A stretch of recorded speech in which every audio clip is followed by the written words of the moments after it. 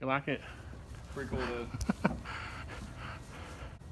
We're putting this little roof over this back door because it didn't have one before. It just had a little porch. And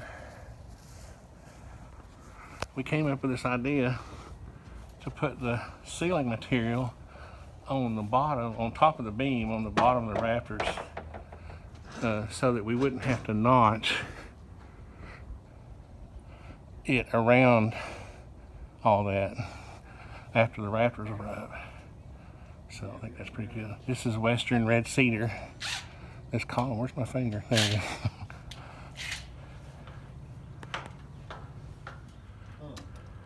The wrong one? That's too big. No, that's over there. Little square one. That's the one that'll fit those. Clean our job site computer off. That's what it's going to look like. Have a cute little handrail on there. That's funny because I ended up, where's my mouse? Ended up drawing most of the most of the house, most of the end, just to model this little porch. It's kind of funny, but yeah, it's weird. These I always like to have covered over the back of our on any door. It's nice to have it. And this seal on this door was rotting out, so we're going to replace that too. Can't see it, can you? No. I was trying to get a picture. You kind of can kind of see it. But this is a little subdivision, and it's a friend of ours that bought this house. Well, it's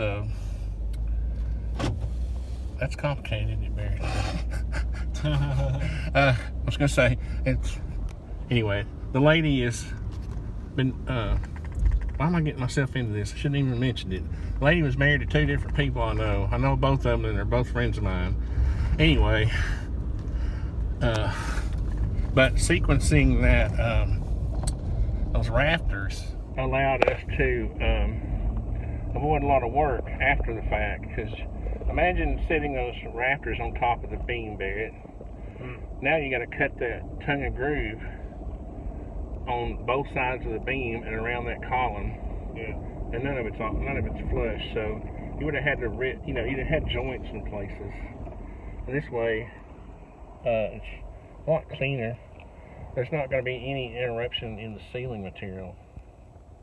So, I mean, on a smaller roof, is it clear that way? On a smaller roof, you can get by with this because, you know, they're letting us go. Looks like it. Yeah. Big Ford will go, baby. But I guess we never really think about doing that. We could do it on decent sized porches or roofs too. Well, on porches, yeah, not typical roofs. But anyway, when you're doing I guess I'm always preaching about planning this stuff because I actually drew that out and planned it all out in SketchUp first. Yeah. And so it's all going according to plan.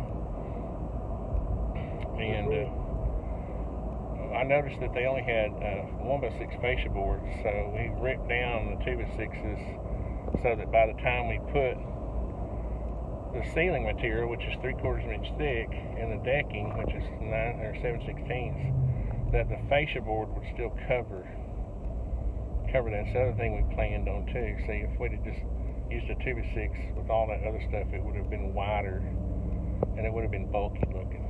You don't want a little porch to be bulky. You want a small porch to be light and airy. So you're not saying much over there, boy. Oh, it's all construction detail. It is. I don't know. That's really all it is. A little porch rock like that is just like every piece you put up has a detail to it, right? It's funny. So we'll have flashing on the top where that existing siding is. We've got our roof situated so that we can tuck the flashing underneath the row of siding above the roof, And then on the end, I don't know if you could tell, but we cut out the siding on the end, that little short end, so that we could tuck our step flashing up on that. The slope side will have step flashing, and the top will have continuous diesel flashing. Cool. So we'll show it. We'll do a part 2 and show it. show it finished. For sure. Oh, figured I meant to grab the suspicious package. Oh yeah. I guess we can do that video tomorrow, can't we? Alrighty. We got a suspicious package in the mail.